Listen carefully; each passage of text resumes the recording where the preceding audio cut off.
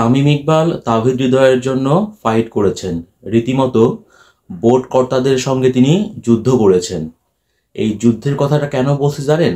কারণটা হচ্ছে যে দেখেন, ঢাকা প্রিমিয়ার লিগে আবাহনীর বিপক্ষে ম্যাচে তাওহিদ হৃদয় তিনি আম্পায়ারের সঙ্গে খারাপ আচরণ করেছিলেন। এই কারণে তাকে কিন্তু শাস্তি দেওয়া হয়েছিল। এই শাস্তি নিয়ে কম নাটক হয়নি।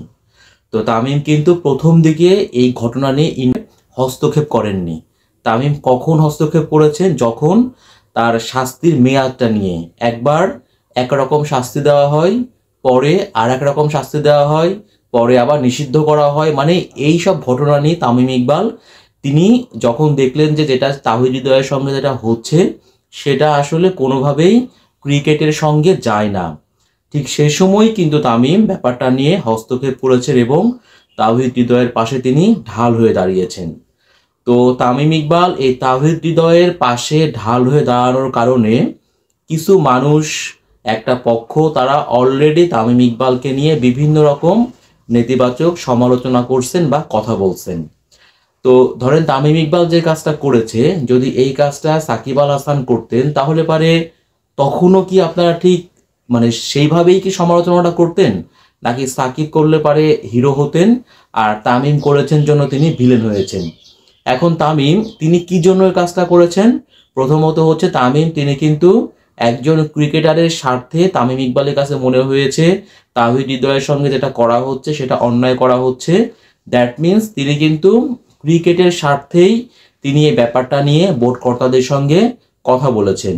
এবং এখানে বলে রাখা ভালো, তামিম নিজেও কিন্তু এবার তিনি মোহামেডানে খেলেছেন, মোহামেডানে তিনি ক্যাপ্টেন ছিলেন এবং তিনি অসুস্থ হওয়া পর্যন্ত তিনি কিন্তু মোহামেডানের ক্যাপ্টেন ছিলেন। যখন তিনি ম্যাসিভ হার্ট অ্যাটাক করলেন, এরপর থেকে এই মোহামেডানের ক্যাপ্টেন্সি তুলে দেওয়া হলো তাওহিদ হৃদয়ের হাতে। তো খুবই স্বাভাবিক, যদিও তামিম ইকবাল এখন ক্রিকেটের মধ্যে নেই, তারপরেও তিনি যে টিমটায় খেলেছেন, যে টিমটাকে তিনি নেতৃত্ব দিয়েছেন, খুবই স্বাভাবিক তিনি কিন্তু চাবেন যে সেই টিমটা যেন মাঠে খেলে, ভালো খেলেই এবং সেরা দলের সেরা খেলোয়াড়কে নিয়ে খেলে তারা যেন চ্যাম্পিয়নশিপের জন্য ফাইট দিতে পারে। এটা কিন্তু তামিম ইকবাল চাইতেই পারেন এবং তিনি কিন্তু সেটাই চেয়েছেন। এখন ব্যাপারটা দেখেন যে মোহামেডান এবং আবাহনী ম্যাচে আমরা সবাই দেখেছিলাম আসলে ওই দিন ঘটনা কি ঘটেছিল। তাওহিদ হৃদয় তিনি আম্পায়ার সৈকতের দিকে তিনি আঙ্গুল উঁচিয়ে কথা বলেছিলেন, এই কারণে তাকে এক ম্যাচ নিষিদ্ধ করা হয়েছিল। এবং এর পরে ছিল হচ্ছে ম্যাচ শেষ হওয়ার পরে যখন তাওহিদ হৃদয় গণমাধ্যমের সঙ্গে কথা বলেন, ঠিক তখন তিনি আবারও আম্পায়ারকে নিয়ে তিনি নেতিবাচক কথা বলেছিলেন। এই কারণে তাকে তার শাস্তির মেয়াদটা বাড়ানো হয়। তো প্রথম দিকে আমরা দেখলাম কি যে তাকে এক ম্যাচ নিষিদ্ধ করা হলো। এই নিষিদ্ধ করার পরে তিনি সেই ম্যাচ নিষেধাজ্ঞা কাটিয়ে তিনি আবার ম্যাচও খেললেন। এরপরে তাকে আরো এক ম্যাচ নিষিদ্ধ করা হলো। মানে এইগুলা যখন ঘটনা ঘটতে থাকলো, ঠিক তখনই কিন্তু তামিম ইকবালের কাছে ব্যাপারটা মনে হয়েছে যে যেটা হচ্ছে সেটা আসলে ঠিক হচ্ছে না।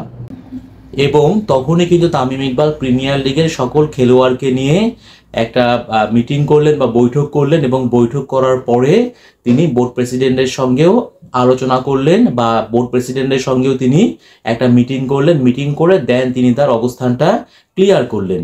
এখন অনেকে যে কথাটা বলছেন যে তামিম ইকবাল তিনি তো মোহামেডানে খেলছেন না আর অসুস্থ হওয়ার পরে, তারপর তিনি তো বোর্ডেরও কেউ নন, তিনি ক্রীড়া মন্ত্রণালয়ের কেউ নন, তাহলে পরে তিনি কেন এই ব্যাপারটা নিয়ে হস্তক্ষেপ করছেন বা তিনি কেন বোর্ড প্রেসিডেন্টের সঙ্গে আলোচনা করতে গেলেন বা বোর্ডের শরণাপন্ন হলেন?